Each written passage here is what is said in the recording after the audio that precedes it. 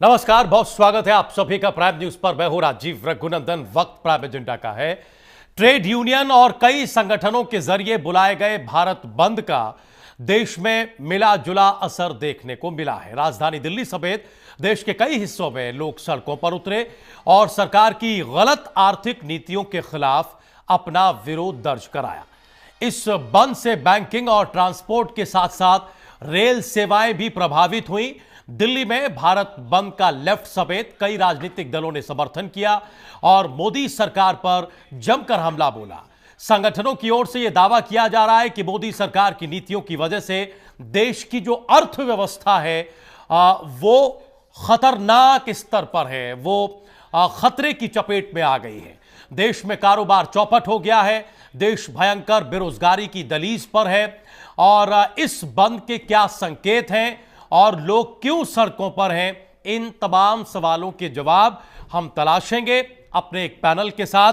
लेकिन उससे पहले हम अपने दर्शकों को ये बताएं कि जो सरकार का सांख्यिकी डिपार्टमेंट है, जो सांख्यिकी महकमा है, उसने जो पूर्वानुमान जारी किया है वित्तीय वर्ष को लेकर, जीडीपी को लेकर, वो 5% का है।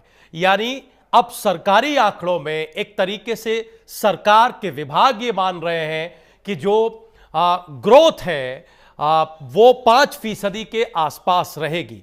अब पिछले कुछ दिनों से सरकार पर जो आरोप लग रहा है वो ये कि सरकार मनमानी पर उतारू है।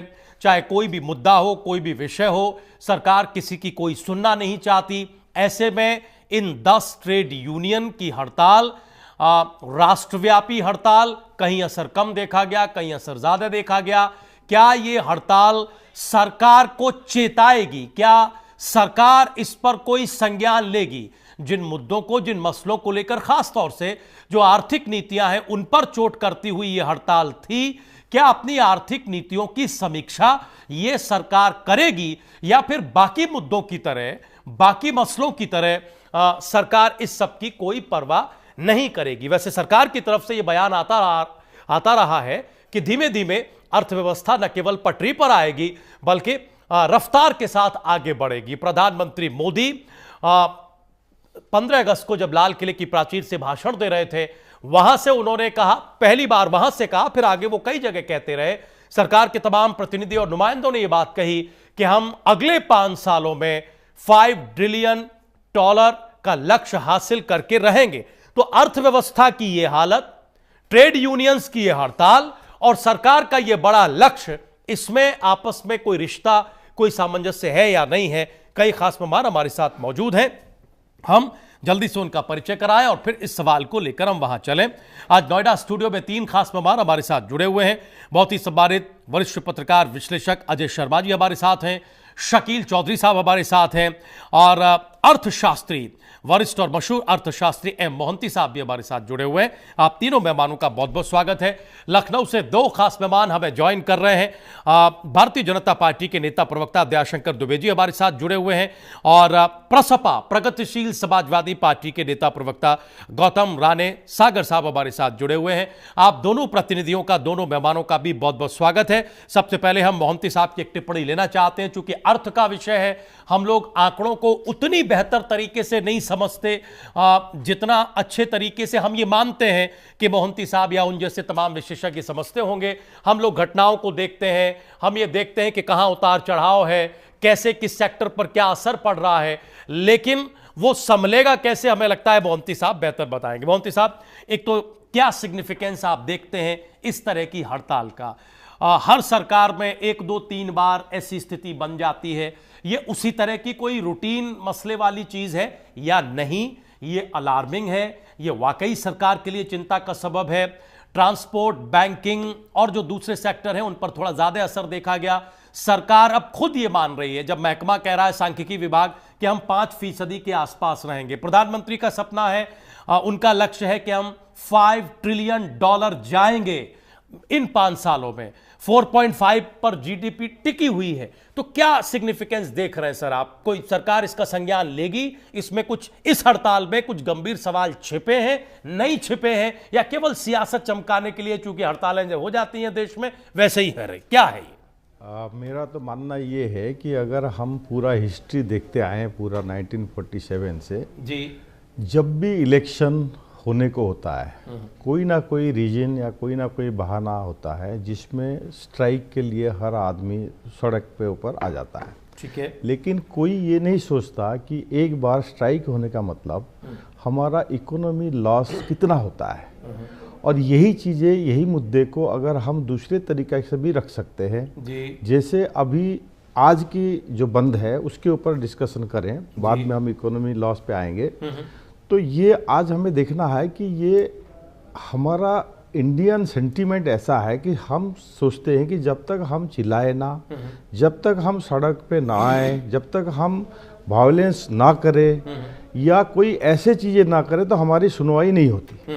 तो ये जो सेंटीमेंट है, ये जो मेंटालिटी है जी, तो ये हमें इंडिया की, जो आपने कहा कि मोदी जी की ये सपना है या आप इंडिया की जो सपना है इकोनॉमिक ग्रोथ आगे 5 ट्रिलियन में पहुंचाने की है, तो ये भी एक बहुत बड़ा रुकावट है। अच्छा। आप ये देखिए कि ये अगर बार बार ये हर कोई दिन आप देखिए कि कोई ना कोई स्ट्राइक होता है, चाहे आप जेएनयू ले लीजिए, चाहे जामिया मिलिया ले लीजिए, चाहे कोई भी छोटी बड़ी, चाहे डीजल बढ़ गया, मतलब ऑयल प्राइस हो गया उसके लिए भी आ गए, एफडीआई हो गया तब उसके लिए भी आ गए। तो कोई ना कोई रीजन के लिए जब हम सड़क पे उतारू होते हैं तो जो बाहर की निवेशक है जिसके लिए हम एफडीआई रूल भी, एफडीआई पॉलिसी भी चेंज कर रहे हैं, जिसके बहुत सारे ऐसे फैक्टर्स है जो हमारा इकोनॉमिक ग्रोथ को आगे लेके जो हम सपना देख रहे हैं पहुंचना है जी। तो ये सब जो हम कर रहे हैं ये उसका बाधा कहीं ना कहीं किसी जरिया से बाधा पहुंचाता है। ठीक है। तो इसीलिए हम लोगों को भी ये समझना है कि अगर हम किसी भी गवर्नमेंट को, चाहे वो कोई भी गवर्नमेंट हो, जो जिसको चुन के हम लाए हैं, तो हम इसीलिए तो नहीं लाए कि वो खाली यहाँ बैठे रहे और कोई काम ही नहीं करे, या कोई जो भी हम लोग कर रहे हैं जिस हिसाब से हम चल रहे थे, इसको अगर हमें पता है कि इसको अगर चले आगे चल के हमें कोई आगे परेशानी होने वाली है, हम इसको पॉलिसी को चेंज ना करें जी। तो कोई ना कोई गवर्नमेंट जो भी आएगा तो डेफिनेटली वो अच्छे कदम लेगा और कुछ कदम ऐसे भी होगी जो सबको पसंद नहीं आएगी, कुछ होगा जो सबको पसंद भी आएगा और हमारा ओवरऑल डेवलपमेंट के लिए वो सबके लिए बेनिफिटेड होगा। ठीक है। तो ये मोदी साहब, ये तो आपने देश में हड़तालों के जरिए जो राजनीति करने की कोशिश होती है और उस कोशिश से कैसे एक डिरेलमेंट होता है उसकी एक बात रखी। लेकिन आज के दौर में इंडियन स्टेट के सामने अपनी इकोनॉमी को लेकर क्या संकट है, उस पर आप जैसे एक्सपर्ट की राय क्या है? के लिए क्या वो जो सुस्ती है वर्ल्ड वाइड, उसका बहुत ज्यादा असर इंडियन इकोनॉमी पे है? क्या ये 4.5 और अब सरकार खुद मान रही है कि साहब 5% ही जीडीपी रहेगी, विकास की दर रहेगी, और बहुत सारे सेक्टर मंदी के शिकार हैं, खासतौर से वो जो अर्थव्यवस्था को एक बड़ा पुश देते हैं। इस पर एक एक्सपर्ट की राय क्या है सर, आप बताएं, फिर हम बाकी लोगों के पास चलें। हाँ, इसके लिए मैं कहूँगा कि अभी जैसे 6.18 की जगह हम ये गवर्नमेंट ये बोल रही है कि 5% की ग्रोथ हमारा रहेगा। तो अगर ये पिछले 2014 से लेकर अभी देखें और 2014 से पहले की भी देखें, ठीक है, तो ये ट्रेंड हमेशा रहा है कि कुछ चीज़ें जब हम करेक्शन के लिए आते हैं या गवर्नमेंट पॉलिसी चेंज होता है तो उसका इफेक्ट, जैसे आपने ऑटोमोबाइल सेक्टर हुआ, अब एक ही सेक्टर की बात करते हैं, ऑटोमोबाइल सेक्टर में ये उसके ऊपर काफ़ी 7-8 महीने 9 महीने से कंटिन्यूस डिबेट चल रहा है कि ये मंदी हो गई, यहाँ पे छटाई हो गई, सब कुछ हो गया। तो लेकिन इसको हम ना एक सकारात्मक रूप से भी देखना है कि ये सब करने के पीछे डेफिनेटली इमीडिएटली हमें कष्ट होता है, हमारा इकोनॉमी स्लो होता है, लेकिन अगर ओवरऑल मार्केट देखा जाए तो इसको करेक्शन होने में टाइम लगेगी। अच्छा, तो वो चीज़ें आज नहीं पता लगेगा, लेकिन हाँ धीरे धीरे ये चीज़ें इम्प्रूव भी होगा। और हम ऐसे बहुत सारे, पहले भी रिसेशन आ चुका है, पहले भी ठीक हुआ है, तो आगे भी ये ठीक होगा। तो ये कोई इतने बड़ी चीज़ नहीं है कि हम हाँ चिंता करें, इसका नए नए पॉलिसी लाएं और इसको ओवरकम करने की कोशिश करें, लेकिन इसके बहुत चिंताजनक नहीं है कि हम उसको चिंता करके इसको ना हो कि चिंता कोई स्थायी भाव बनाए, है ना, अपने चिंतन का स्थायी भाव ही हम चिंता को बना दें। और मोहंती साहब ये कह रहे हैं कि साहब ये हाय तौबा लगातार, ये उतना ठीक नहीं है, क्योंकि ये एक नेगेटिव इंपैक्ट इस पर डालता है। अब बाकी मेहमानों को जोड़ें, फिर सर जो सवाल आएंगे वो हम आपके पास रखेंगे।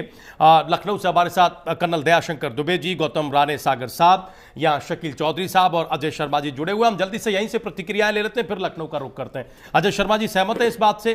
क्या आज की हड़ताल बाकी समय की हड़तालों की तरह ही सियासत चमकाने के लिए या चुनाव के पहले जो हथकंडे अपनाए जाते हैं उसी तरह की हड़ताल है, या एक विश्लेषक के नाते आपको लगता है कि नहीं, गंभीर सवाल है, लोग कहने की कोशिश कर रहे हैं, सरकार को चेतना दिखानी चाहिए, संज्ञान लेना चाहिए और जितना उन सवालों को रिजॉल्व कर सकते हैं करना चाहिए?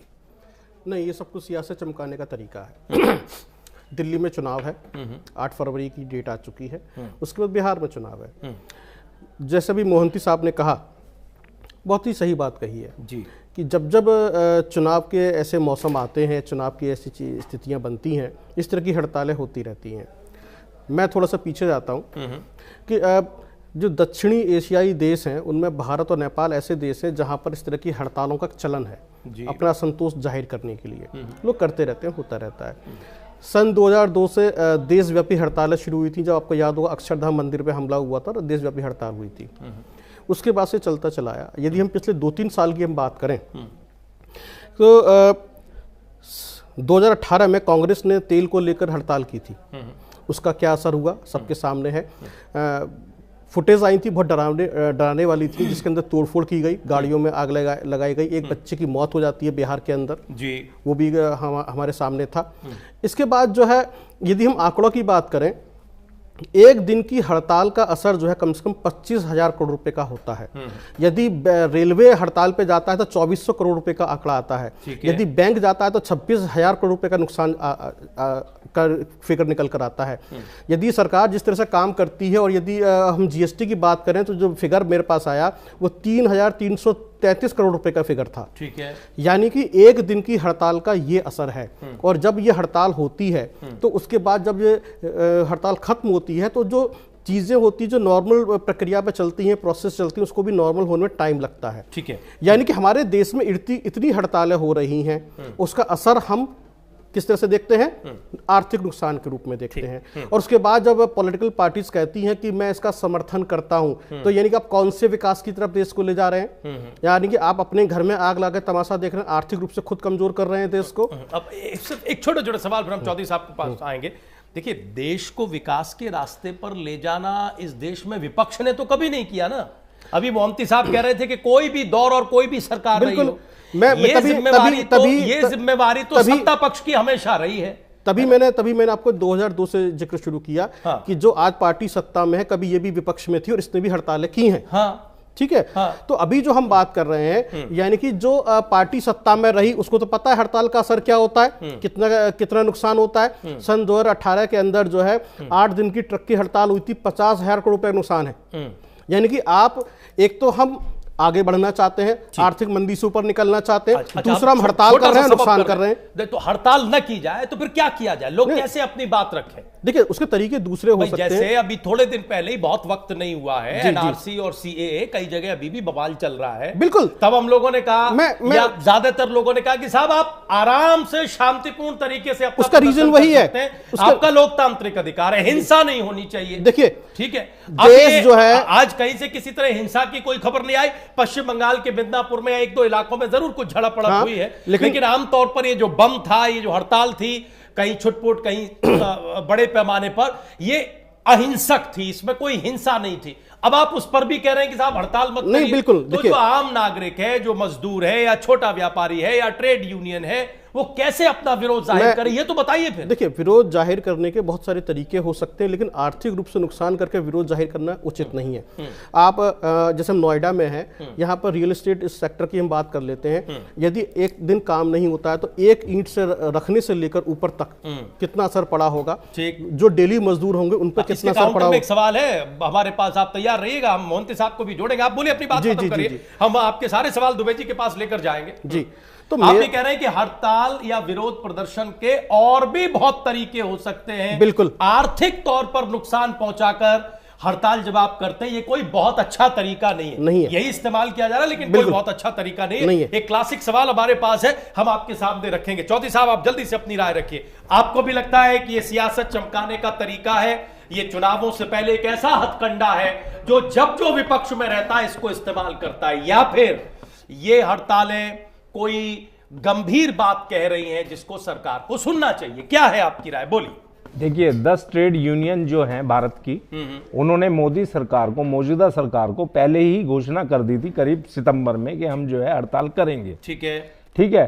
अब हड़ताल जो हो रही है देश के अंदर, वो अपने आप में एक शर्मनाक बात है। भाई, इस तरह जो है अगर हड़ताल होती है प्रतिदिन, अगर आप देखो कि एक हड़ताल में भारत सरकार को कितना नुकसान हुआ।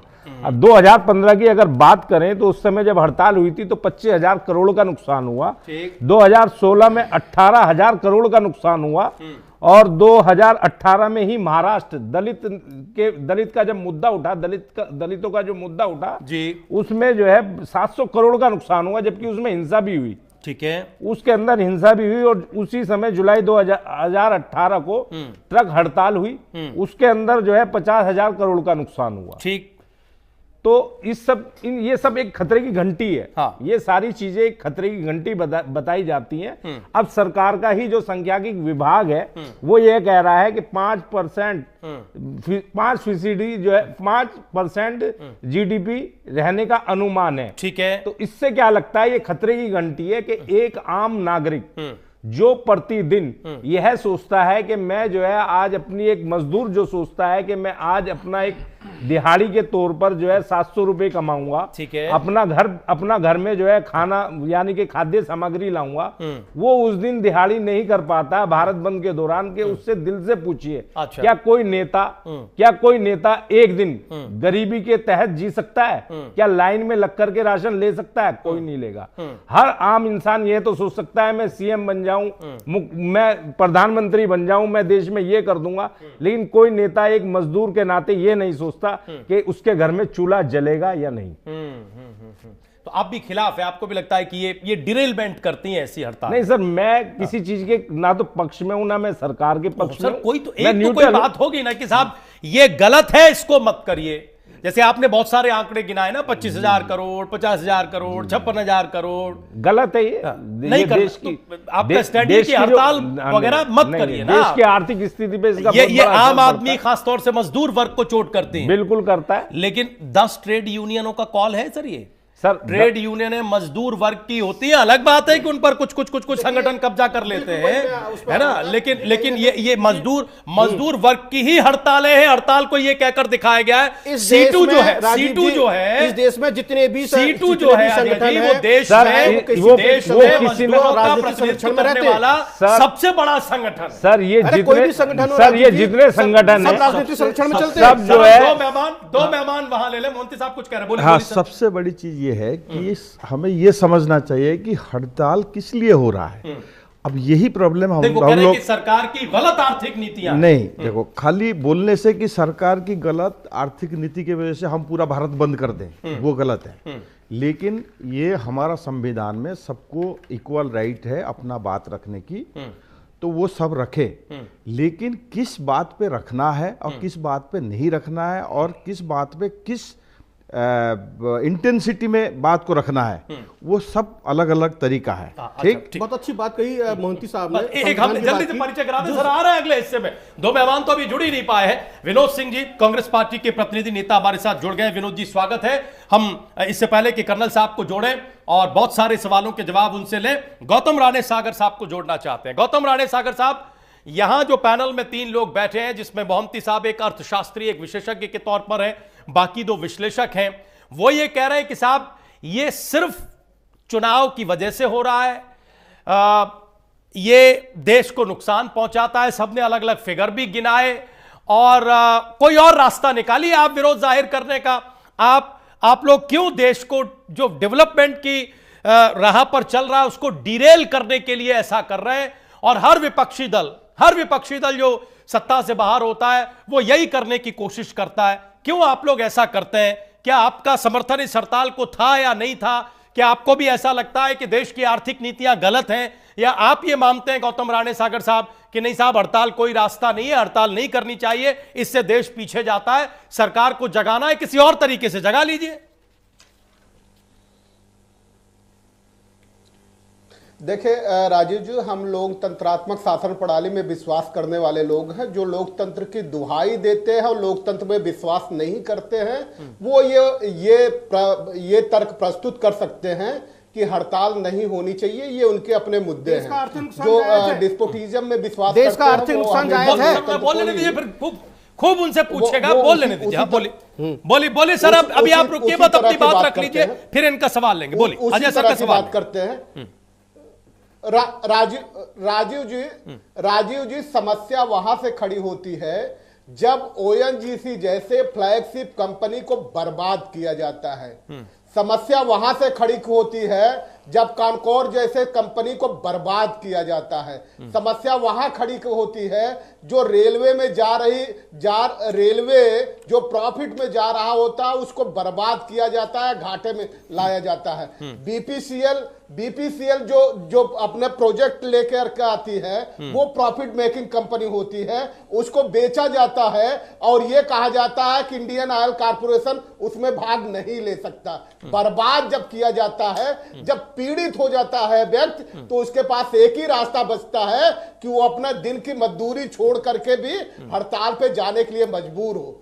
आपने पहले ही सुना कि सितंबर से ही अल्टीमेटम दिए गए थे, लेकिन ये सरकार जो यूनिलेटरल गवर्नमेंट है उसे इस बात की चिंता ही नहीं है कि लोगों की बात माननी चाहिए कि नहीं माननी चाहिए। ये लोकतंत्रात्मक शासन प्रणाली का देश है और इसको किस किस तरह से आप बर्बाद कर रहे हैं। बैंकों को आप देखिए किस तरह से कैपिटलिस्टों के जो उनके ऊपर ड्यूज है, जो जमा नहीं कर पा रहे, जिनको डिफॉल्टर घोषित करना चाहिए, इंसॉल्वेंट घोषित करना चाहिए, आप उनको राइट ऑफ कर रहे हैं। ये सारी जब चीजें होती है तो निश्चित तौर पे इसकी तकलीफ गरीब को ही होती है और गरीब को इस तरह से विरोध दर्ज कराने के अलावा उसके पास कोई चारा नहीं होता।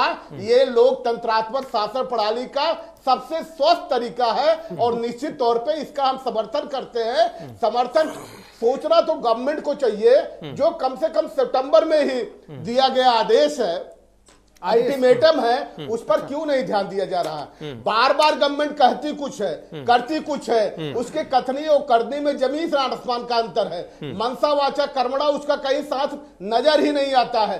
$5 ट्रिलियन की आप बात करेंगे तो $5 ट्रिलियन जो हमारी प्रॉफिट मेकिंग कंपनियां उनको बेच करके नहीं किया जा सकता। ठीक सर, सरकार कहती कुछ है और करती कुछ है। एक जो आपने बात कही उसको मैं थोड़ा अंडरलाइन कर दूं कि ये जब हड़ताल होती है तो वो मजदूर जो दूसरों को शिकार बनाता है वो खुद भी पीड़ित होता है, यानी उसकी अपनी उस दिन की रोजी रोटी तो कम से कम जाती है। कोई कब किस पीड़ा में ये कदम उठाता है जब वो अपना वो वाला हिस्सा छोड़े और सड़क पर उतरे, हमें ये देखना सोचना चाहिए। कर्नल साहब आपके पास आ रहे हैं, चूंकि विनोद जी जुड़ गए और सारे लोगों ने बात रख ली है, इनकी बात खत्म होते ही फिर आपसे सवाल जवाब। विनोद जी, आप लोग क्यों इस हड़ताल का समर्थन कर रहे थे? क्या वाकई देश की आर्थिक नीतियां इतनी गलत हैं या अचानक आपको गलत लग रही हैं? जैसे राणे साहब ने कहा, उन्होंने ओएनजीसी, रेलवे, बीपीसीएल की बात कही, लेकिन आपके 10 साल में भी या उससे पहले भी आपने भी बहुत सारी कंपनियों को ऐसे ही बेचा है, ऐसे ही उसका स्वरूप बदला है। आपके जमाने में भी एक बड़ा रिसेशन आया था और जब आपके जमाने में हड़तालें होती थी तब आप उनको गलत कहते थे। आज आप खुद, राहुल गांधी ने ट्वीट करके 25 करोड़ लोगों को सैल्यूट किया। क्या है सर ये, क्यों आप लोग विरोध कर रहे हैं? देखिए अंतर है, काम करते कर्म पथ पर आप जब चलते हैं स्वाभाविक रूप से कोई चुनौती आती है तो पेशेवर तरीके से उसको जवाब और हल करना चाहिए, देश हित समाज हित में। ये सरकार अहमवादी की पूरी तरीके से शिकार है। सरकार का नीत, नजरिया, नीयत सब पे बड़ा क्वेश्चन मार्क है और सब कुछ मूल कारण इनकी गलत नीतियां, तानाशाही और लिमिटेड ज्ञान है, लेकिन ये मानने को तैयार नहीं है। कोई भी स्वच्छ विचार का आदमी, कोई अपनी निष्पक्षता से बात रखता है संस्थानों की बेहतरी के लिए, देश की बेहतरी के लिए, तो ये उसकी बात सुनते नहीं है।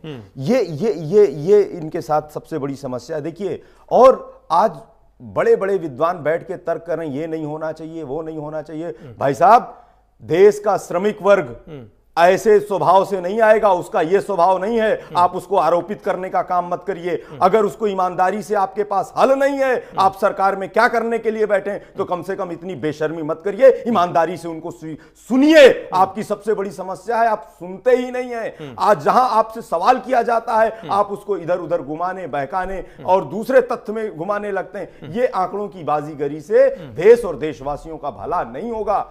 इतना समय इनको दिया गया और बहुत समय से समस्या बार बार दिवा स्वप्न दिखाए गए, झूठे आंकड़े प्रस्तुत किए गए, इससे देश नहीं चलेगा। ठोस नियत के साथ रिजल्ट दिखेगा, तब आम आदमी को आप विश्वास में ले सकते हैं। एक सवाल पूछने की इजाजत दीजिए और फिर हम कर्नल साहब के पास जा रहे हैं। थोड़ी देर में हमारे साथ सुहेलदेव, भारतीय समाज पार्टी के नेता प्रवक्ता दयाराम भार्गव साहब भी हमें ज्वाइन करेंगे। देखिए ऐसा है विनोद जी, बहुत सारा आरोप प्रत्यारोप तो होता है सत्ता पक्ष और विपक्ष में, लेकिन खास तौर से बीजेपी और कांग्रेस के बीच जो आरोप प्रत्यारोप होता है वो 70 साल और अब हमने 5 साल या 6 साल में जो कर दिया उसको लेकर होता है।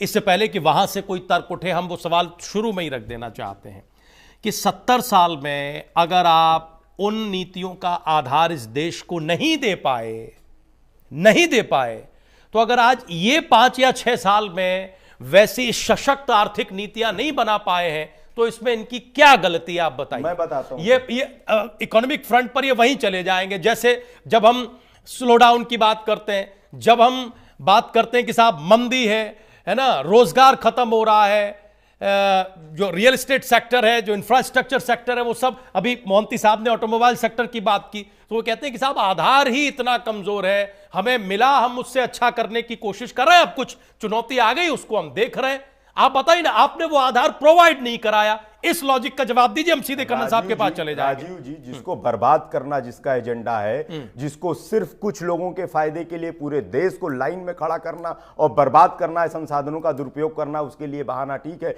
लेकिन ये जिम्मेदारी, सार्वजनिक जिम्मेदारी, ये नहीं चलेगा। हमने एक बगिया दी थी, फाउंडेशन दिया था देश को 70-72 साल में, हम 20% स्पर्धा में देश को ले जा रहे थे। कौन इस साक्ष्य से बड़ा तर्कशास्त्री कह सकता है कि भारत की क्या स्थिति थी, भारत में क्या पूंजी निवेश की अपार संभावनाएं थी, आज देश का क्या सेंटीमेंट है।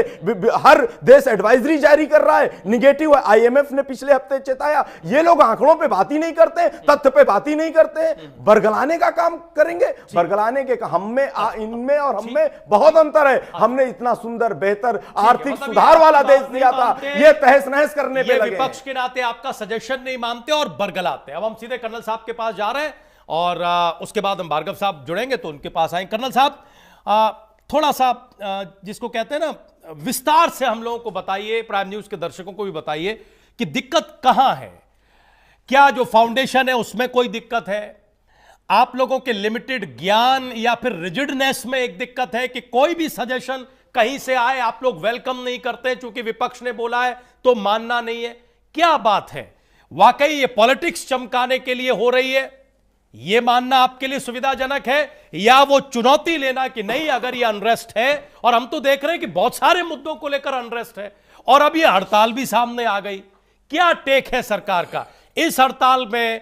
कोई गंभीर सवाल अपने लिए सरकार ढूंढ रही है कर्नल साहब, या नहीं ढूंढ रही है? बाकी सारी चीजों की तरह इसे भी राइट ऑफ आप लोग कर देंगे या इसमें से कोई मैसेज लेंगे?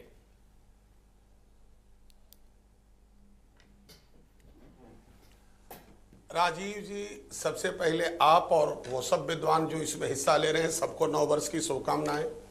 और यहीं से मैं अपनी बात को आगे बढ़ाता हूं कि यदि आप पूरी सिस्टम को देखिए, जितनी चर्चा हुई है, मैं इसमें अपना जब भूमिका रखना शुरू करता हूं तो सीधी सी बात करता हूं कि सरकार को जागरूक होना चाहिए और क्या हो रहा है उसको देखना चाहिए। वो हम देख रहे हैं, उस पर हम मंथन कर रहे हैं, उसके लिए हम कार्य कर रहे हैं।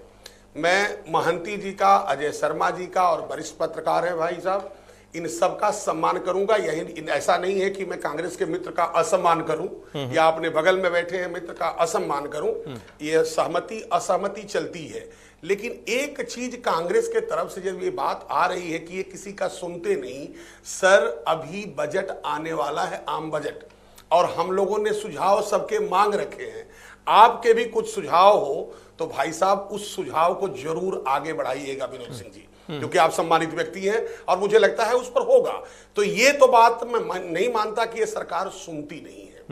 अब सवाल ये है कि जब देश की जनता ने भारतीय जनता पार्टी को इस देश की बागडोर सौंप दी है तो वो पॉलिसी तो बनाएगी ही अपने तजवीज के हिसाब से, और वही हमने किया है। हमारी प्राइम, मैं स्पष्ट करना चाहूंगा राजीव जी, आप मेरे से ज्यादा विद्वान हैं, सभी विद्वान मेरे से ज्यादा हैं, लेकिन एक बात मुझे समझ में आ रही है कि इस देश में 2-3 बातें हो रही हैं। एक तो कोशिश की गई कि पिछले सरकार में कि हम भ्रष्टाचार से पैसे बचा करके इसमें लाएं ताकि एनपीए कम हो। दूसरी बात कि इंफ्रास्ट्रक्चर पर हमने पूरा जोर दिया है, लेकिन ये हो क्यों रहा है फिर? मैं मानता हूं कि उहापोह की स्थिति है, सांख्यिकी की आप देख रहे हैं, मैं खुद कह रहा हूं आपसे, लेकिन ये क्यों आप भूल रहे हैं कि इस तरह की स्थितियां आती रही हैं और उसमें सुधार होते रहे। अरे एक चीज हमको जानना होगा विनोद भैया कि एक आपका जमाना था कि आज तो ये लोग सिर्फ रोड पर हैं। 84 के अंदर पूरा का पूरा विपक्ष, संसद जो है विपक्ष विहीन हो गया था, ये आपको जानकारी होनी चाहिए, और सबने रिजाइन कर दिया था, और उसमें ये कम्युनिस्ट सबसे पहले लोग थे, ये आपको स्पष्ट मैं बताना चाहता हूं। और राजीव गांधी जी प्रधानमंत्री थे उस समय पर, आपने विपक्ष रखा ही नहीं। अब बात उठती है कि क्या कह रहे हैं मोहंती साहब, क्या कह रहे हैं अजय जी, क्या कह रहे हैं वरिष्ठ पत्रकार, तो इसको हमें समझना होगा सर। आज आप बात कर रहे हैं, प्रगतिशील समाजवादी पार्टी ने कहा कि मजदूर परेशान है। सर मेरे पास आंकड़ा नहीं, किसी ने तथ्य की बात कही थी, मैं आंकड़े नहीं जुटाता, मैं जनरल परसेप्शंस पर, आप जैसे विद्वानों की बात पर चलता हूं। 289 रुपए प्रतिदिन की मजदूरी को इसी सरकार के आने के बाद श्रम मंत्रालय के माध्यम से 518 रुपए पर ले गए हैं, विभिन्न विभिन्न जगहों को देते हुए। यही नहीं सर, ईपीएफ के घोटाले इतने होते थे इस देश के अंदर, वो था विश्वासघात, लाल झंडा फहराने से नहीं होगा। उनको ईपीएफ के पैसे तक नहीं मिल पाते थे, 6-6 महीना के नहीं मिलते थे। अब वो एनपीएस में पेंशन स्कीम भी आ गई है और उसकी मॉनिटरिंग पूरी की पूरी, they are accountable to the book sir. रही बात कि आप कहें कि हड़ताल तो इनका अधिकार है, लेकिन कैसा मौका चुना आपने? दिल्ली का चुनाव, बिहार का आने वाला चुनाव, और किसके साथ चुना आपने? चुनाव अलग चीज है, उसमें हम लड़ लेंगे, आप अपनी विधि बनाइए, हम अपनी विधि बनाएंगे। अभी देखिए फॉरकास्ट ऑफ इवेंट हुआ है, उसमें बताया गया है कि कितनी सीटें हमारे आने की संभावना है। दिन रात हम एक करेंगे और हम आपको उसी क्षेत्र में देखेंगे जहां चुनाव होगा, वहां हम लोग एक दूसरे को समझ लेंगे। लेकिन जब बात उठती है कि यूनिवर्सिटी जैसे जगह पर हो रहा है, कैसे कैसे लोग प्लेटफॉर्म में जुड़े हैं। कल की एक घटना है राजीव जी, एक फिल्म की बड़ी सम्मानित हीरोइन है, वो भी जा करके श्रीमती दीपिका जी, वो जाके खड़ी हो गई। मैं उनको देख रहा था बड़े ध्यान से, कैसे उन्होंने देखा, बॉडी पोस्चर को दोबारा रिवाइंड करके देखा। या तो आप कुछ कहिए या कुछ मत कहिए। फिर उनका मैंने इंटरव्यू देखा, उनको भी फिर डर लगने लगा। ये चीज उनके पतिदेव से कोई पूछे कि क्या वो भी डर रहे हैं, तो फिर वही बात हो जाएगी आमिर खान वाली, नहीं नहीं कोई डर नहीं है, सब ठीक है। मेरा कहना क्या है सर कि ट्रेड यूनियन जो है, जिसको आपने लिखाया कि 21,000 या 21,000 शायद मांग रहे हैं, पूरा करके देखें। जो देश की अफोर्डेबिलिटी है फाइनेंशियल, वो हम दे रहे हैं, आगे हम और बढ़ाएंगे, उन्हीं के लिए तो काम कर रहे हैं। कांग्रेस पार्टी ने सर 75 में कहा था गरीबी भगाएंगे, और भगाते भगाते खुद भाग गए, पूरे साम्राज्य से बाहर हो गए। ठीक है सर, क्या इनके टाइम पर कर्नल साहब ठीक है, आपने अपनी बात रखी, जल्दी से अब थोड़ा सवाल जवाब का दौर हो जाए, और हम भार्गव साहब की बात भी ले लें, और फिर हम जो आप कह रहे हैं, आखिरी बात ना सर, आप जो कह रहे हैं कि हम साहब मजदूरों के लिए कर रहे हैं, लेकिन अभी जो 2-4 अच्छा बोली प्रधानमंत्री नरेंद्र मोदी, यदि प्रधानमंत्री मोदी एक सपना देखते हैं बड़े कि हमारी इतनी होनी चाहिए, तो मुझे लगता है इसमें तो खुशी की बात है। रामराज की कल्पना तो कब हुई थी? आज हम जल्दी से ईमानदारी चाहिए। भार्गव साहब का कमेंट और फिर एक राउंड जल्दी से सवाल जवाब का। भार्गव साहब का कमेंट और फिर जल्दी से कर्नल साहब सवाल जवाब का दौर।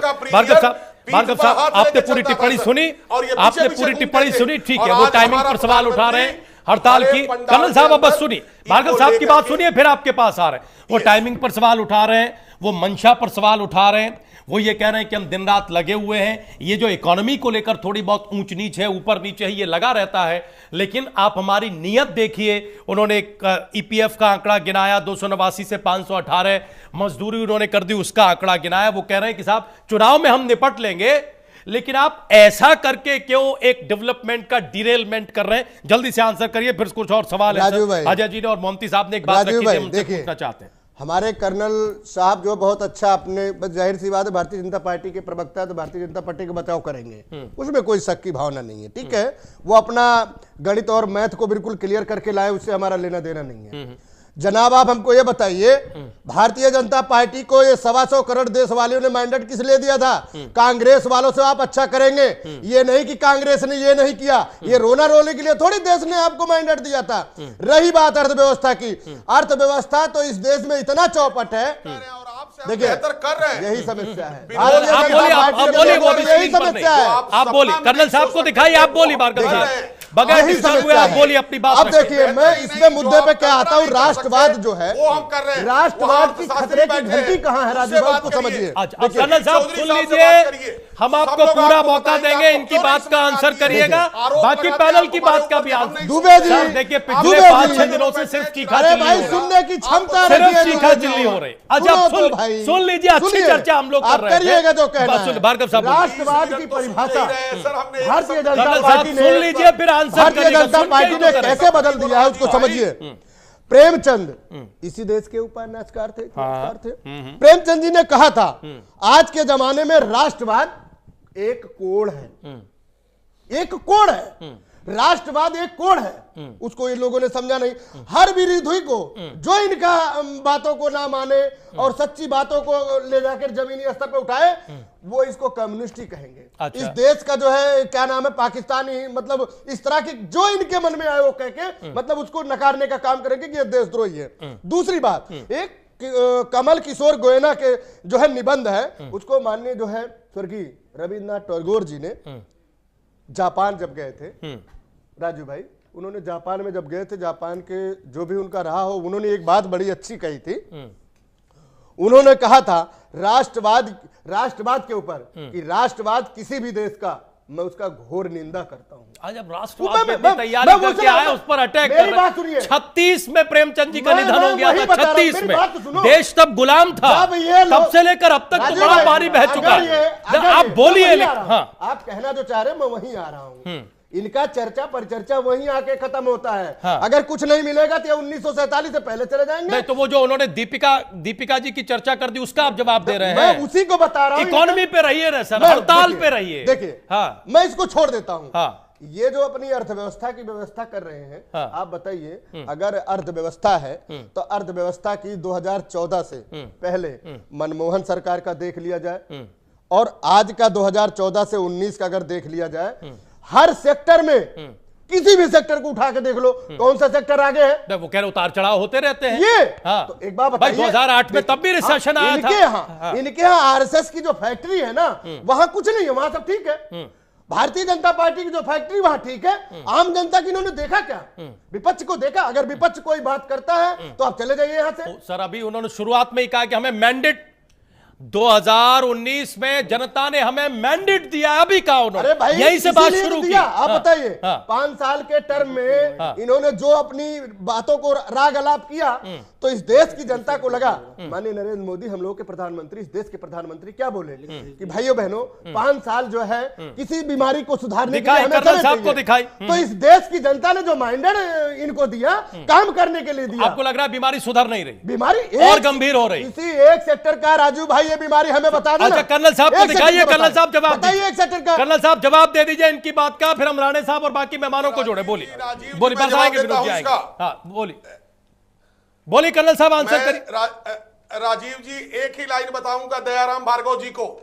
दयाराम भार्गव जी, सबसे बड़ी बीमारी और कोड़ यदि भारतीय जनता पार्टी के लिए थी तो वो आपकी पार्टी थी। आप ही के नेता कहते थे कि जितना भारतीय जनता पार्टी अपने पूरे साल में खर्चा करती है, उतने तो लोग हमारे एक दिन में दारू पी के खत्म कर देते हैं, शराब पी के खत्म कर देते हैं। अब ये अर्थव्यवस्था की बात और परिभाषा आपको समझाएंगे, मैं इनका आभारी ही हो सकता हूं। लीजिए जवाब दीजिए, उन्होंने कर दिया हमला, उन्होंने दे दिया ना जवाब। वो ये कह रहे हैं कि साहब ये तो आपकी विचारधारा थी, इनको लेकर भारतीय जनता पार्टी शराबी लोग हर साल 2 करोड़ 2 करोड़ नौकरियां देने की बात हमने उस कोड़ को दिया बाहर क्या निकाला है, दे रहा हूं। इन्होंने दिया आप कहाँ हो? 15 लाख हमने उस कोड़ को 15 बाहर लाख निकाला लोगों को खाते में कि देने आप का काम हमारे किया साथ था, रहे, दिया हमारे क्या? साथ भी काला धन वापिस आया क्या? आप या तो प्रधानमंत्री के बातों को रखिए, क्या आपने 15 लाख दिया? काला धन वापिस लाए? बताइए हमको। मैं तो काला धन वापिस लाए? बात को रख दिया हूं भाई काला कि धन आपका वापिस कहना आया? यह है कि अच्छा, 15 लाख जनता आया? अब देखिए, ऐसे नहीं, आधे घंटे चर्चा, आधे घंटे चर्चा बड़ी अच्छी तरीके से चली है, लेकिन अब ये चीखा चिल्ली नहीं। वैसे भी आज अर्थ का विषय एक एक करके आप बोलिए विनोद जी क्या करना। अरे छोड़िए सर, आपस का सेटलमेंट छोड़िए। हाँ बोलिए फिर मोमती साहब और वहां राणे सागर साहब, शकील जी और अजय जी को बोलिए। देखिए, भारतीय जनता पार्टी का दोहरा चरित्र इसी से सामने आता है। जब इनसे सवाल जायज पूछे जाते हैं तो ये 70 साल का बात करने लगते हैं। अरे तुलनात्मक रूप से अगर आपको ईमानदारी से करनी है प्रतिस्पर्धा तो 70 साल बनाम 5 साल 6 साल कैसे हो सकता है? बजट के खेल में उलझाया। अरे 6 साल से आप क्या कर रहे हैं? किस क्षेत्र में आपने उन्नति की, संतुष्टि दी? दूसरी बात, इनको बड़ा अच्छा लगता है दोहरा चरित्र, जो इनका असली चेहरा है। जब महिमा मंडित प्रधानमंत्री बुला के किसी प्रेस मीडिया वालों को इंटरव्यू नहीं देते हैं, वो एक बॉलीवुड से कलाकार को बुला के प्रायोजित इंटरव्यू करते हैं, तब उनको अच्छा लगता है। लेकिन एक लोकप्रिय नेत्री, अभिनेत्री पे उन्होंने कहा, एक अभिनेत्री अगर अपना चला जाती है छात्रों के बीच में, तो इनको ही समस्या है, तब दिक्कत नहीं है। अब दिक्कत उससे दूसरे से झंडा लेके रही बात इकोनॉमी के सवाल, इकोनॉमी और हड़ताल के सवाल, अच्छा उलझिए बस सर, इकोनॉमी और हड़ताल बस भार्गव साहब आएंगे अपना इस पक्ष। देखिए सागर साहब नहीं बोल पाए, अभी क्या है, अभी जो डिस्कशन हो चुका है, अभी जो डिस्कशन हो रहा है, अभी ये दोनों पॉलिटिकल पार्टीज के बीच में ये डिस्कशन चला गया। ठीक है, अभी हम डिस्कशन करते हैं जिसके लिए हमें बुलाया गया कि ये हड़ताल होने के बाद ये हमारे इकोनॉमी के ऊपर क्या इफेक्ट लाता है और ये हड़ताल हर बार क्यों होता है और किस तरीका से होना चाहिए। और इसमें अगर एक दूसरे के ऊपर हम डिस्कशन करेंगे, बहुत बड़ी बात, बहुत सारे बातें ऐसी है जो आपस में ये 1 घंटे में तो खत्म ही नहीं होगा। ठीक बात है। तो लेकिन मैं ये कह रहा हूं कि आप ये देखिए, आज की जो हड़ताल चल रही है वो क्यों हो रहा है? ये हमारा एक लेबर लॉ के वजह से हो रहा है कि ये चेंजेस हुआ और इसको कन्वर्ट करके 44 लॉज को इसको 4 कोड में कन्वर्ट कर दिया। ठीक है, तो इसको पास भी हो गया। तो हमें ये देखना चाहिए, मैं जो पहले आपको बताया था कि हम लोग ये समझने की कोशिश नहीं करते कि जिस रीजन के वजह से हम ये हड़ताल के लिए जा रहे हैं कि वो चेंजेस क्या हुआ है वो प्रॉपरली कम्युनिकेट नहीं हो पाता। दैट इज द रीजन कि ये हर आदमी सड़क पे आ जाता है हर मुद्दे को लेके। तो चाहे आप ये सीए, एनआरसी, चाहे कोई भी मुद्दा ले लीजिए, वो होता है, वो प्रॉपरली कम्युनिकेट नहीं हो पाता है। मैं ये नहीं कह रहा हूं कि गवर्नमेंट पॉलिसी नहीं बना रही है और गवर्नमेंट सारे पॉलिसी बहुत अच्छा बना रही है, लेकिन अपोजिशन का ये नेचर भी है और बाय डिफॉल्ट चाहे ये अपोजिशन में रहे चाहे कोई भी रहे, तो वो जाहिर सी बात है कि ये अपोज करेंगे। लेकिन अपोज करने के तरीका है, हमारा संविधान हमें राइट दे रखा है। मेरे कहने का मतलब, जैसे आज ये लेबर का 10 union national union trade union कर रहे हैं, उसके साथ आप देखिए यूनिवर्सिटी का जो स्टूडेंट ऑर्गेनाइजेशन है वो भी शामिल हो गए। क्यों? रिकी हमारा फीस स्ट्रक्चर भी है और एजुकेशन को कमर्शलाइजेशन कर रहा है, ठीक है ना, वो भी इनके साथ जुड़ गए। ठीक है, तो ये फिर लेबर एक पर्टिकुलर रीजन के लिए ये स्ट्राइक कहाँ रहा? ये मल्टीपर्पज हो गया, ये मल्टीपर्पज हो गया। उसी के साथ तो मेरी कहने का मतलब ये है कि हमारा सवाल ये है आपसे कि अभी जैसे अजय जी ने इशारा किया कि क्या कोई और तरीका नहीं हो सकता। अभी ओएनजीसी, रेलवे और बीपीसीएल की बात हुई, हमें सर ये बताएं, और ये दूसरी बार हो रहा है जब सरकार पर यह आरोप लग रहा है कि वो अपनी बात को ठीक से नहीं रख पा रहे हैं, जिस वजह से मिसअंडरस्टैंडिंग या मिस इन्फॉर्मेशन है ना। सीए के मामले में भी ऐसा हुआ और जो लेबर लॉस चेंज किए जा रहे हैं उनको लेकर भी आप ऐसा ही कह रहे हैं। ये गैपिंग क्यों हो रही है तो बताइए ना सर, क्यों हो रही है ये हालात? ये मैं कहना चाह रहा हूं कि ये कम्युनिकेशन प्रॉपर होना चाहिए। रीजन बिंग, फॉर एग्जाम्पल, छोटे से एग्जाम्पल दे रहा हूं, इसी के अंदर अगर ये लेबर के ऊपर ही बात करें थोड़ा सा, तो इसमें देखिए कि ये रिफॉर्म के बाद तो वो पर्पस क्या था, क्यों हो रहा है? आप देखो 44 लेबर एक्ट्स है, डिफरेंट, उसको अगर हम 4 में हिस्से में करके इसको एक जगह कंसोलिडेट करके अगर इसको सिंप्लीफाइड कर दिया, हो सकता है उसमें कुछ क्लजेस ऐसा भी हो जिसको हम हमारे बेनिफिट में ना हो, लेकिन हमें उस नजरिए से भी देखना है कि हम ग्रोथ की चिंता कर रहे हैं। इकोनॉमिक ग्रोथ हमारा 5 ट्रिलियन हो तो वो कैसे होगा? अगर सारे चीजें सपोज वन प्लेटफॉर्म में अगर सारे एप्लीकेशन हो जाए, एक यूनिट को एक जगह से सारा परमिशन मिले, तो आप समझो कि उसमें जो भी मैन्युफैक्चरिंग सेक्टर में आ रहा है या जो एम्प्लॉयमेंट बढ़ा रहा है, उनके लिए एम्प्लॉयमेंट देने के लिए कितना इजी हो जाएगा, और जो एम्प्लॉयमेंट जिसको देना है, जो वर्कर आज रोड में है, उनके लिए भी कितना आसानी हो जाएगी और एम्प्लॉयमेंट ग्रोथ होगा। लेबर लॉज का रिफॉर्मेशन है, लेकिन इस रिफॉर्मेशन में जो इंफॉर्मेशन देने की बात है वो वहां तक नहीं पहुंच रही है। आपके मुताबिक उससे गलतफहमियां हो रही हैं और 2-3 और उस गलतफहमियां को आप इलेक्शन की वजह से इसको दूसरे रूट पे चला जा रहा है। भार्गव साहब विरोधी, लेकिन पहले अजय जी और चौधरी साहब को एक समय दे दे, छोटा छोटा हमें बताइए। अजय शर्मा जी, पिछली बार आपने आपसे कहा था एक सवाल आपके लिए, आपने कहा और भी बहुत सारे तरीके हो सकते हैं अपनी बात को सरकार के सामने रखने के। हम आपसे जानना चाहते हैं इस सवाल के जवाब में दूसरा सवाल करके कि नोटबंदी के अलावा भी तो बहुत सारे तरीके हो सकते थे जिन तरीकों से सरकार काले धन पर शिकंजा कसती, भ्रष्टाचार पर शिकंजा कसती, या जो टेररिज्म पर शिकंजा कसती, जो उस वक्त जो दावे किए गए। यानी सरकार इतना बड़ा इनिशिएटिव ले जिसका इतना बड़ा और व्यापक असर पड़े पूरे समाज पर, देश पर, इकोनॉमी पर, ऑफ कोर्स तब आप ये बात नहीं कहते, और आज आप ये बात कहते हैं कि साहब हड़ताल की जगह आप कोई दूसरा रास्ता अख्तियार करिए। ये क्यों करते हैं? इससे नुकसान होता है। आंसर करिए इस सवाल को। सरकार भी तो अपनी जिम्मेवारी के तहत ये सोच सकती थी कि हमारे सामने ये चैलेंजेस हैं, हम इनसे निपटेंगे, लेकिन डिमोनेटाइजेशन का रास्ता हम अख्तियार नहीं करेंगे, क्योंकि अक्रॉस द कंट्री ये बहुत बड़ा फैसला होगा। बताइए। आपके सवाल में एक सवाल है, जो आपने नोटबंदी की बात की। नोटबंदी से देश को किस तरह का आर्थिक नुकसान हुआ? सब नुकसान ही नुकसान है। बताइए। सारा नुकसान है भाई। पूरी जीडीपी नोटबंदी की वजह से नीचे है। जो अर्थव्यवस्था 7 पॉइंट समथिंग की रफ्तार से चल रही थी, उसे आज आप 4.5 के पे ले आए हैं। आपका इंफ्रास्ट्रक्चर नीचे चला गया है। आप बताइए ना, रियल एस्टेट, आप दिल्ली एनसीआर में रहते हैं, 20,000 से ज्यादा घर, आधिकारिक आंकड़ा नहीं है, इससे ज्यादा ही होगा, बेकार पड़े हुए, बने पड़े हुए, कोई लेने वाला नहीं है, लोगों की नौकरियां चली गई हैं। ये गलत है। नहीं, डीमोनेटाइजेशन की वजह से इकोनॉमिक स्लो डाउन नहीं आया, आप ये समझो, ऐसा नहीं है। मैं एक पॉलिटिकल फिगर नहीं हूं या पॉलिटिकल पार्टी को बिलोंग नहीं करता हूं, लेकिन मैं आपको बता रहा हूं कि ये डीमोनेटाइजेशन आपका इकोनॉमिक स्लो में कंट्रीब्यूशन है, लेकिन बहुत कम है। हम डीमोनेटाइजेशन के बाद इसको इम्प्लीमेंटेशन प्रॉपरली किया नहीं गया, उसमें गवर्नमेंट की कमी है, राइट?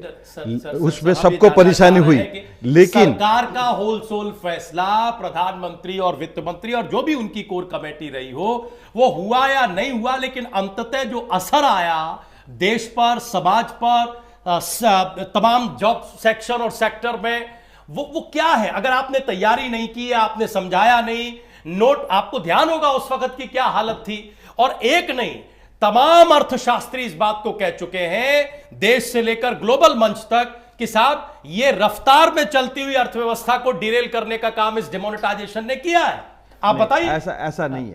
जो बीमारी, मैं आपको बताता हूं, मैं आपको बताता हूं, पूरी मैं आपको बताता हूं, अजय जी से ही सवाल किया था, मैं आपको बताता हूं कि हमें एक पूरा फाइनेंशियल सेक्टर जो है, आप ये देखिए फाइनेंशियल ग्रोथ होता कैसे है। आप बताइए, आप कितने लोग हैं जिसके पास अपने पैसे से सारे कुछ कर रहा है? आपके पास कितने क्रेडिट कार्ड है?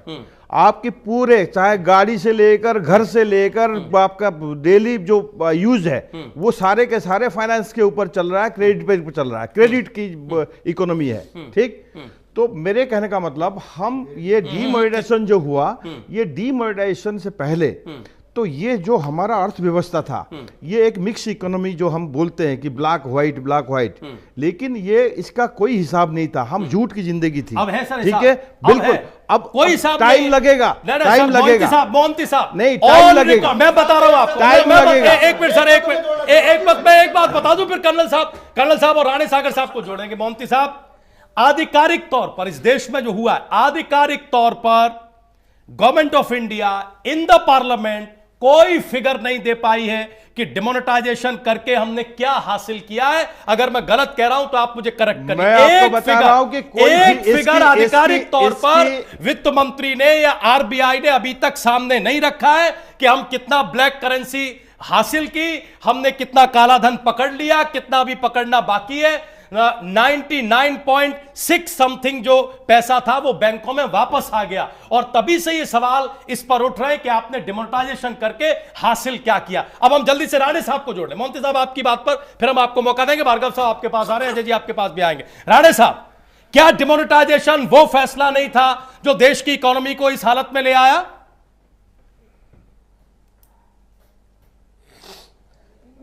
निश्चित तौर पे राजीव जी, डेमोनेटाइजेशन का जो फैसला था वो ब्रेन ड्रेन का फैसला था, और इस ब्रेन ड्रेन के फैसले के लिए दो स्टेटमेंट आपको संज्ञान में रखना जरूरी है। पहला स्टेटमेंट दिया था उर्जित पटेल ने कि नोटबंदी से 9 लाख करोड़ रुपए का लॉस हुआ है, और दूसरा स्टेटमेंट दिया गया था अरुण जेटली द्वारा पार्लियामेंट में कि 11 लाख 10 हजार करोड़ का लॉस हुआ था, और उसके आधार पे एनएसएसओ की एक रिपोर्ट आई थी 4 करोड़ 70 लाख लोगों की नौकरियां चली गई थी, और इतना बड़ा डिसीजन लेने पे दूसरी कंट्री ने जब भी डिसीजन लिया है तो वहां तख्ता पलट हो गया था। इतना ये अब स्थिति ये हो गई हमारे यहाँ स्थिति ये हो गई कि पता नहीं लग पा रहा है कि हमारे देश के प्रधानमंत्री की इमेज सबसे ज्यादा डाउन होगी या हमारे रुपए का मूल्य सबसे ज्यादा डाउन जाएगा। ये स्थिति आ गई है। और दूसरा, अभी कह रहे थे कि कौन कौन सी चीजें लानी चाहिए, बताइए। एक उदाहरण हम आपके सामने रखना चाहते हैं। जी सर, शॉर्ट में और जल्दी से हमें जवाब भी लेना है। बजट प्रस्तुत किया गया था, उसमें एजुकेशन के नाम पे 1,10,351 करोड़ का बजट था, और जब वही बजट 2018-19 का प्रस्तुत किया गया तो 79,685 करोड़। क्यों भाई, सबके चीज आप बढ़ा रहे हैं। जल्दी से एक छोटा कमेंट कर्नल साहब से जवाब, छोटा कमेंट कर्नल साहब, भार्गव साहब जल्दी में बात रखिए, फिर विनोद जी आप रखिए, फिर हम कर्नल साहब से जवाब। मोहंती साहब की बातों से मैं रखना चाहता हूं। बोलिए सर, बोलिए। अगर आंकड़ा आपका सही है, भारतीय जनता पार्टी, राणे साहब आप इनकी बात सुन लीजिए। कर्नल साहब तैयार है जवाब देने के लिए। कर्नल साहब तैयार है जवाब देने के लिए, बोलिए। इस देश के जितने अर्थशास्त्री सही है तो इसका जवाब आप हमें यही दे दीजिए। 2009, राणे साहब सुन लीजिए, 2009 से 2014 के बीच में मनमोहन की सरकार, ठीक है, और 2014 से 2019 के बीच में माननीय नरेंद्र मोदी की सरकार, दोनों की तुलनात्मक आप देखिए।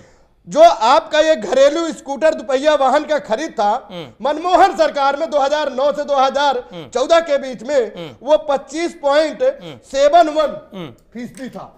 और यही चीज जो है, देखिए समय का आंकड़ा रखेंगे तो जवाब नहीं दे पाएंगे वो। 13.2%। कहना क्या चाह रहे हैं? मेरा कहने का मतलब किसी भी सेक्टर में, अगर ये कॉर्पोरेशन टैक्स के सेक्टर में आते हैं वहां भी देख लो, किसी भी एक गिरावट आई ना। रही बात मोहंती जी हमको बताइए, रही बात अगर नोटबंदी वाकई में सही था तो ये जो 4 करोड़ के लगभग नौकरियां गई है किसकी देन है? आप बताइए। नोटबंदी, विनोद जी बोलिए, कर्नल साहब और मोहंती जी नोटबंदी से काला धन आएगा इस देश में, काला धन ऐसे नहीं कि 4 करोड़ नोटबंदी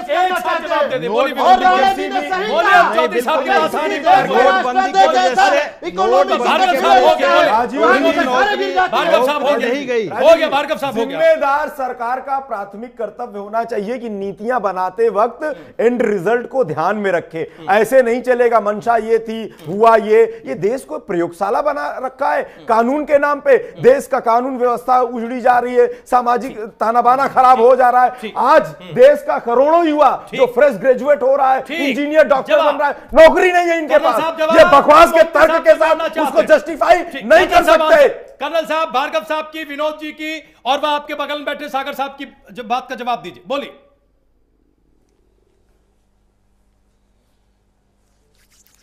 जहां तक मेरे बगल में बैठे हैं भाई, मेरे बंधु, इन्होंने कहा कि तख्ता पलट हो जाता, इतना सारा किया होता तो तख्ता पलट हो जाता।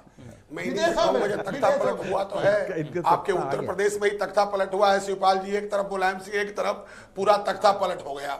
रही बात दयाराम भाई की, तो ये रिसर्च स्कॉलर है, इनके बारे में ज्यादा मैं कुछ नहीं कहूंगा। जो विद्वानों ने कही है उस पर मैं अपना रुख स्पष्ट करूंगा कि सर जो भी हम लोगों ने कानून बनाए हैं, अभी एक सीए की बात आई थी, एनपीआर की बात आई थी, सर पूरे भारत के अंदर पूरी हमारी पार्टी, चाहे पार्टी के मंत्री हो चाहे पदाधिकारी हो, परसों यहाँ रक्षा मंत्री थे तो कहीं पर हमारे राष्ट्रीय अध्यक्ष थे तो कहीं पर हमारे अध्यक्ष थे, और मैं खुद 5 दिन उन्नाव में रह के आया, घर घर जा करके आपके सुझाव का सम्मान करते हुए हम पहुंच रहे हैं और आपकी भावनाओं से अवगत करा रहे हैं। सो राजीव भाई आप आश्वस्त रहिए, आप एक महत्वपूर्ण चैनल है। बाकी उल जरूल की बात यदि कोई विपक्ष में करता भी है तो मैं बुरा नहीं मानता, क्योंकि वो विपक्ष में उनका काम ही यही करना है। तो इसलिए नोटबंदी पर एक ही लाइन कहूंगा सर कि the money has been accounted for. किस मैटर में आप सोचेंगे तो उस प्लानिंग के लिए आपके पास आज अवसर है। और रही बात सर, ये जितने हो रहे हैं इस वक्त के हड़ताल, ये सिर्फ अपनी राजनीति के लिए प्लेटफॉर्म खोज करके जिसकी मर्जी आ रही है वो कौन देश के कर्मचारियों श्रमिकों को इतने हल्के में मत लीजिए। देश के कर्मचारियों के